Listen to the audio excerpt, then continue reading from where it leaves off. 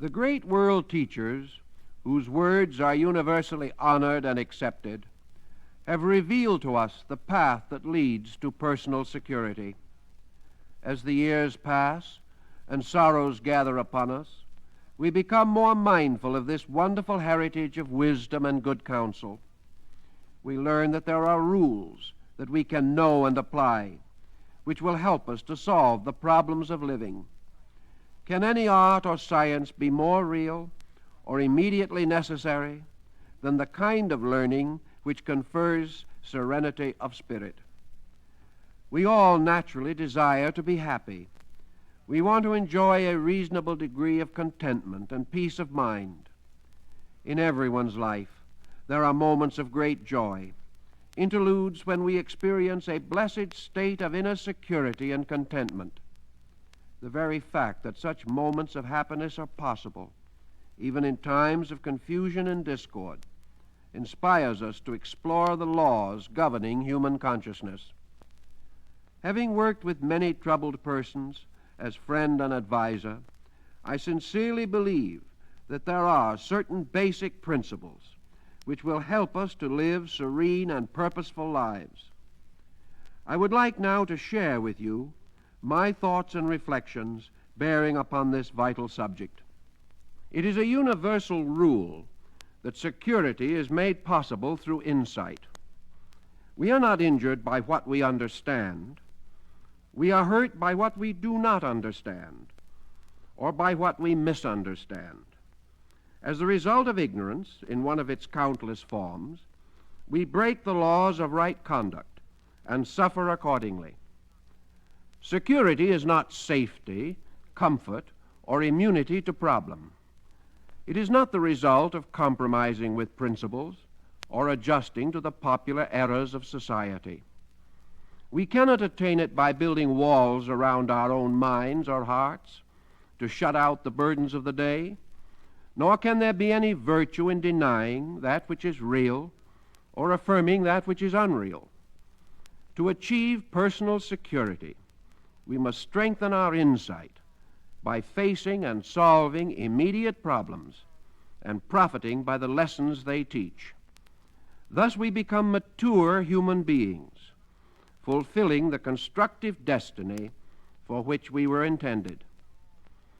Although we are all born with a wonderful capacity for enjoyment, we often allow our minds, especially our memories, to embitter us or overwhelm us with feelings of discouragement. Let us therefore make a simple comparison between the infirmities of the soul and those of the body. Sorrow is psychic pain. Pain is physical sorrow. Neither is normal or necessary. There is no more virtue in psychic suffering than there is in bodily sickness. Many physical ailments are caused by bad habits or by the prevailing tendency to ignore the rules of health. Mental and emotional distress also arises from indifference and neglect, or perhaps from the false concept that unhappiness is virtuous or inevitable. If we keep the laws of living with a cheerful and constructive spirit, we have a right to believe that we are entitled to a fair measure of comfort and contentment. The good mind protects the body, and the healthy body supports the mind and emotions, and impels us to optimistic attitudes. When physical health is impaired, we use every means possible to accomplish a speedy recovery. We would consider it foolish indeed to drift along, catering to our ailments until conditions became hopeless. When psychic health is impaired, when optimism fails and living becomes a burden rather than a privilege, we cannot afford to ignore these symptoms. If we do, we only drift further into misery and confusion.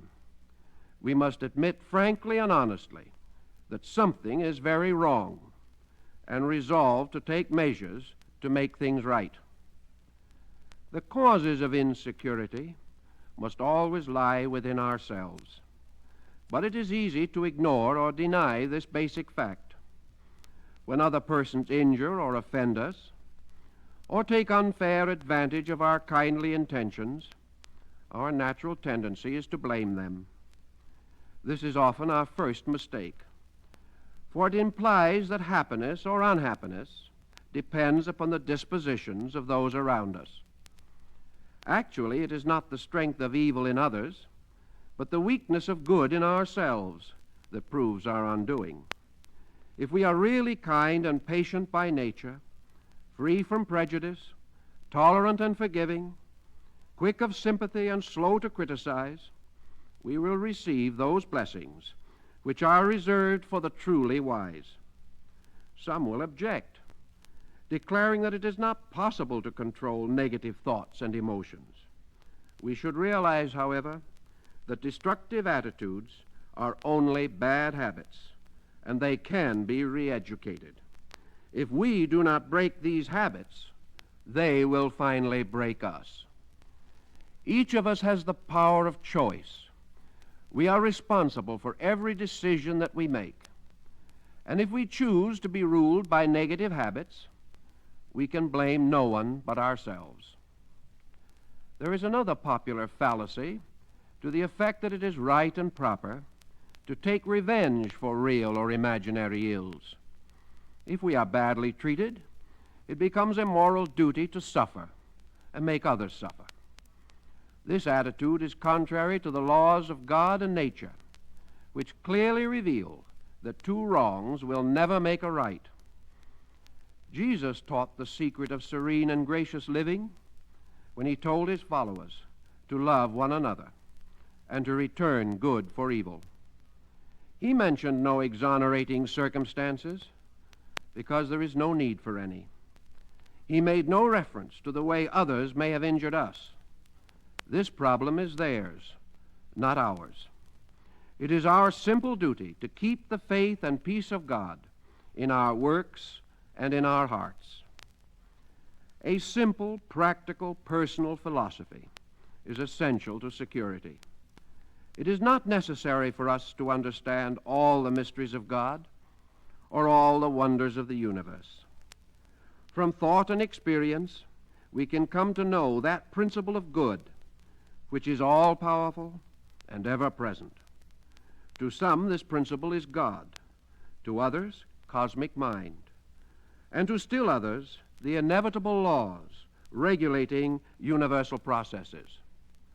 As insecurity often arises from fear, there is a constant need for faith to sustain us in hours of uncertainty. I have observed that chronic unhappiness is often associated with a lack of religious consolation. There may be times when it appears that we can get along without religion, but a life without faith is deprived of its greatest strength. Most of us are moved largely by our hopes and aspirations, and unless these emotions bestow serenity, we cannot be truly happy. The mind explores, but the heart accepts, and often its acceptances are wiser than reason. We build our faith through prayer, quiet reflection, and the cultivation of a sense of inner peace. There will always be questions that we cannot answer, doubts that we cannot resolve, and mysteries that we cannot explain. But faith is not easily bewildered or disturbed. It clings with a wonderful fidelity to the fact of goodness, placing its trust in the divine will with childlike directness. Each of us must be the discoverer and defender of his own faith. Once our faith is strong, that which cannot be changed can be faced courageously. That which appears unreasonable can be accepted and borne with patience and dignity. The infinite understands all things, whereas we can understand only in part. Faith tells us that God is good, life is good, and the laws of the universe are good. Human ignorance limits our insight, but divine providence has bestowed upon us the capacity to believe in the reality of the love of God, to experience this love, at least partially, and to build our security upon an inner knowing made possible by faith. The wise and kindly acceptance of daily experience helps us to preserve internal security. By acceptance, I do not mean agreement, but an open and receptive attitude to things that happen to us.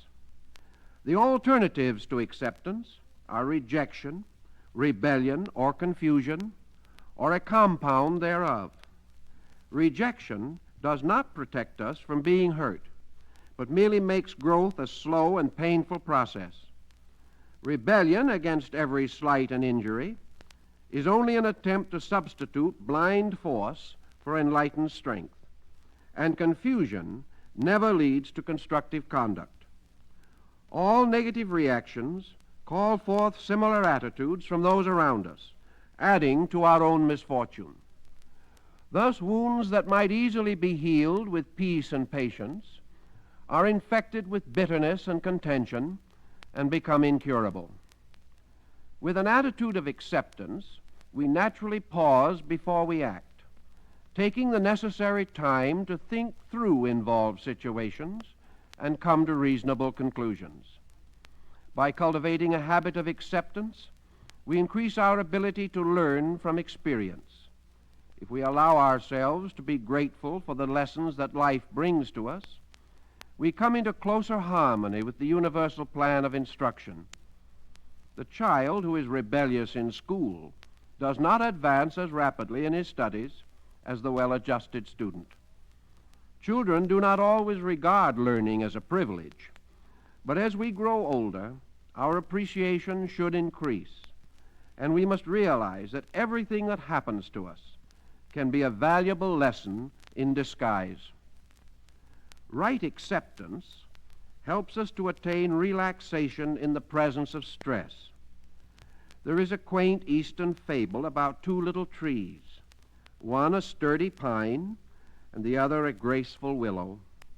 They grew near together, and one day the pine sought to give the willow some good advice. "Stand up and face life as I do. Do not hang your head in your branches and sway with every breeze that passes."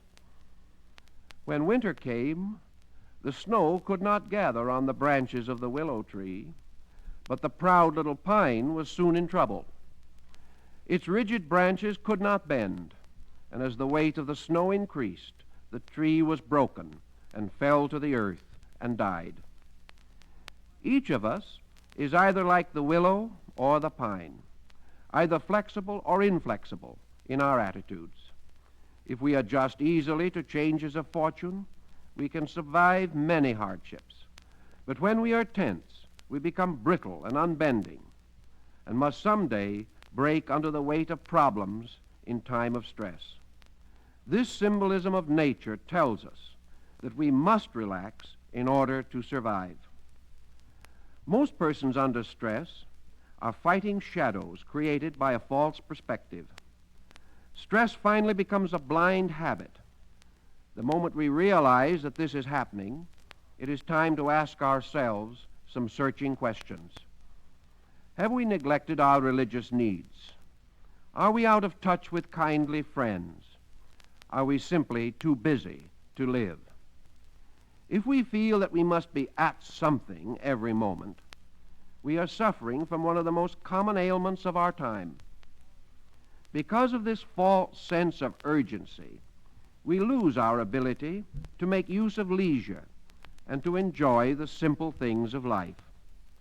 Actually, the busier we are, the more we need the good book, the quiet evening, the gentle atmosphere of a peaceful home, the companionship of our children, and the encouragement of noble aspirations. If we use leisure to cultivate gracious living, friendship, the appreciation of beauty, and the advancement of our own personal growth, we will not easily become the victims of stress.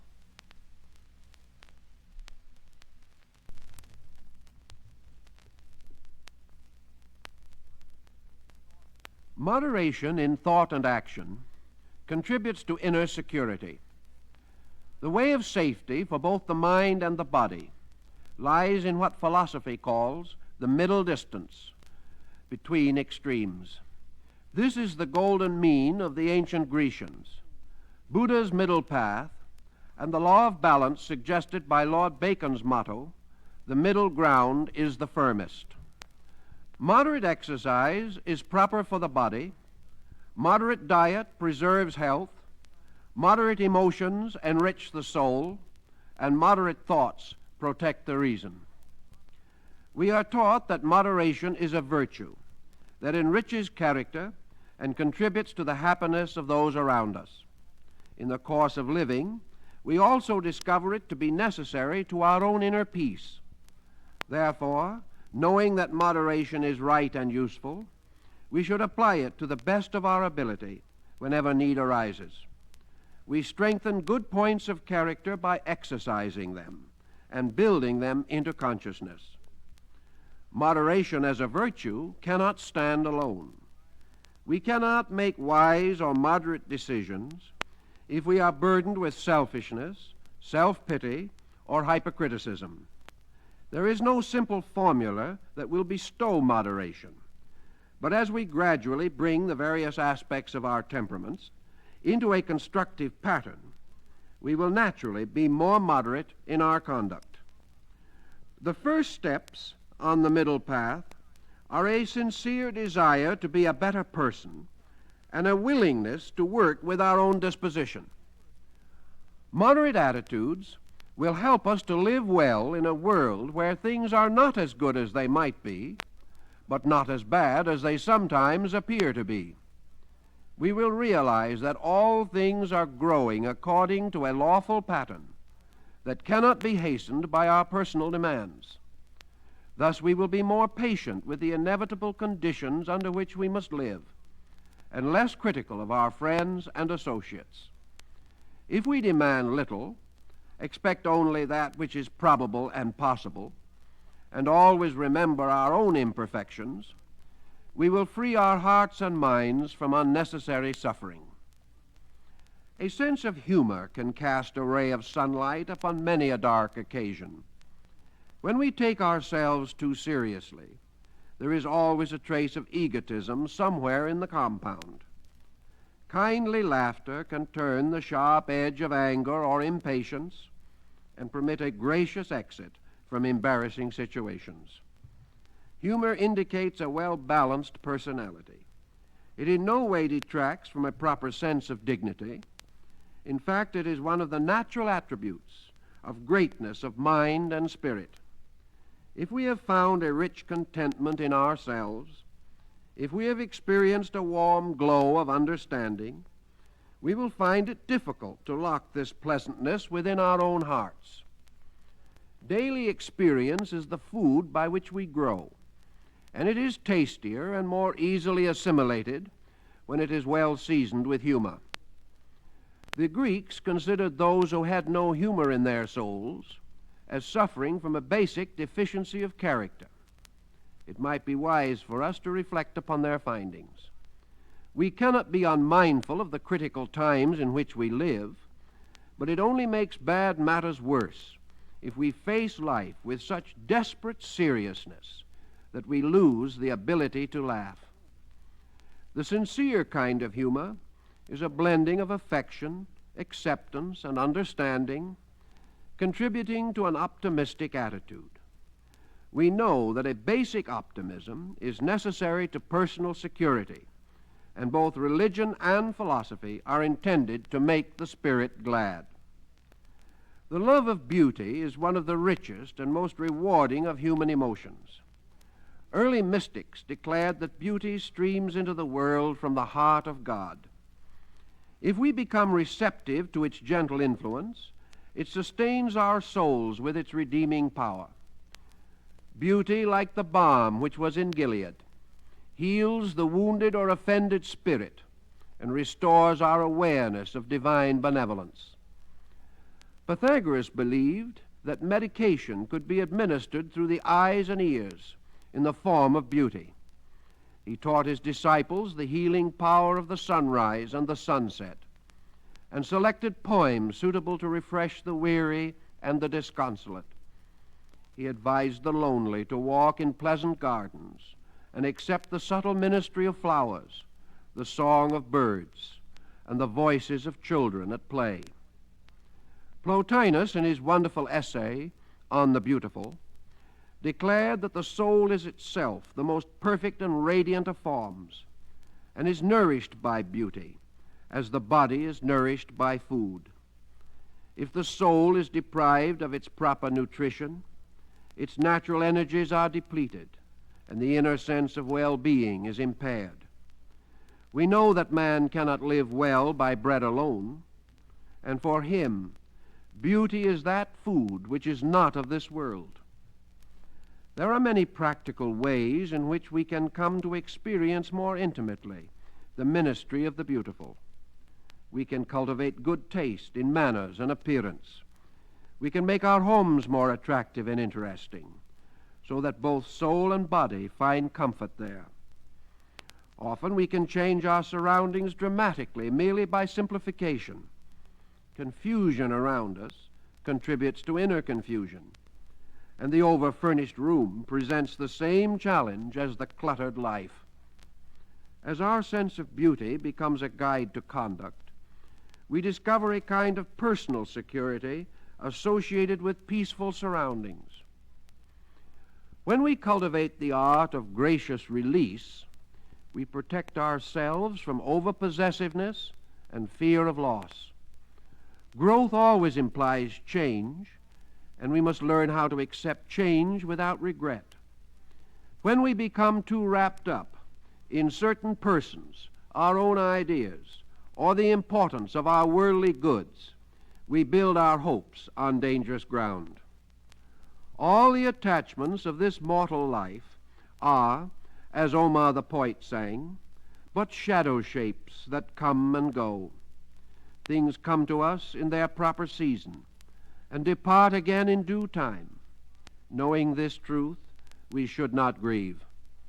A person possessed by his possessions should ask himself the simple question, how much am I worth if I lose everything I have?